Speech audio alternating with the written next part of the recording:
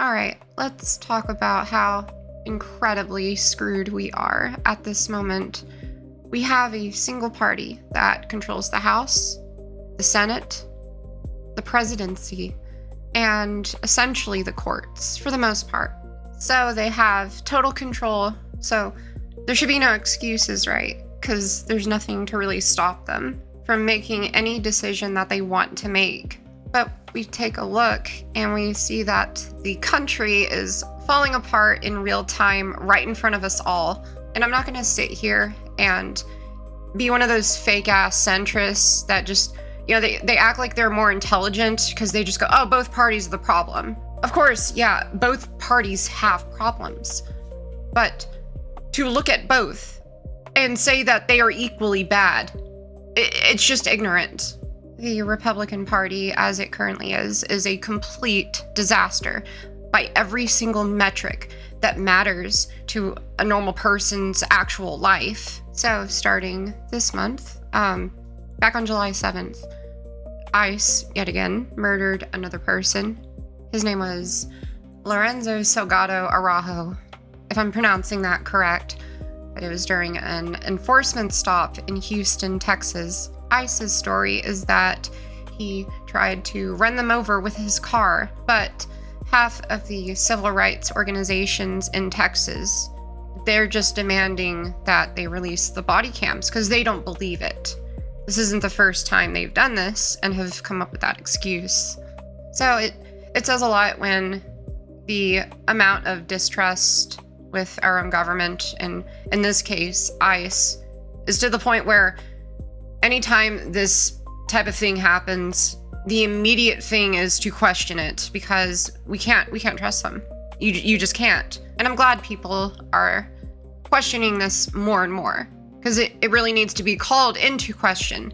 You can't just let these thugs run rampant throughout our streets, just snatching up brown people because they have a funny accent or some stupid shit. And then, less than a single week later, July 13th, a 26-year-old Colombian guy, Johann Sebastian Duran Guerrero, gets shot dead in his own car in Biddeford, Maine, by an ICE agent. This is during an operation where he wasn't even the target. They weren't even looking for him. They were looking for a totally different dude. The agent that pulled the trigger, he said to his wife afterwards that he thought it was justified. Colombia's president is out there. He's publicly calling it a murder. Says something right there. Even Mexico's own Senate has publicly condemned the Trump regime over the string of deaths that has been going on in America due to ICE. So you can't act like this is like one bad apple, just one little oopsie. No, this is bad. This is bigger than that. This is our government, and they pretend like this is okay. All of these Americans that they don't really care what happens to their neighbor because they're apathetic. And that apathy is what leads to the death of democracy because it snowballs. You have an authoritarian government and they scapegoat a minority group of people, and then they go after those groups of people, like group after group after group. And then all the while you pretend that they're not eventually going to come for you too. This is authoritarians don't check their own power. This is a snowball effect. Like, people need to wake up to this shit. This is bad. Human rights groups, ever since the Trump regime came into power in 2024, they've already tracked dozens of deaths in ICE custody or ICE-involved shootings since this administration came back into power. We didn't have these problems before. And before you say that, oh, it's, immigrants were plaguing the country, poisoning the blood of this country, some Austrian painter type shit that you're saying right there. But anyways, the statistics actually show otherwise. Citizens are more likely to commit the crimes than undocumented migrants. Who would have fucking figured? It's propaganda. Now, stack this on top. The same people escalating enforcement have spent 2 years gutting every single boring, quiet, unsexy part of the government that actually keeps people alive. Musk, Doge, all that nonsense. They hollowed out NOAA and the National Weather Service. Fewer weather balloons, thinner staffing, less accurate weather predictions. So when that deadly flash flood hit that summer camp in Texas and killed a bunch of kids, a bunch of meteorologists and former members of the National Weather Service began to look into it. They looked into it and asked a very hard question. Maybe the reason the warning came late was because you gutted the entire agency who was responsible for giving you accurate warnings about this stuff to begin with. Now, I'll be straight with you. That specific link is disputed.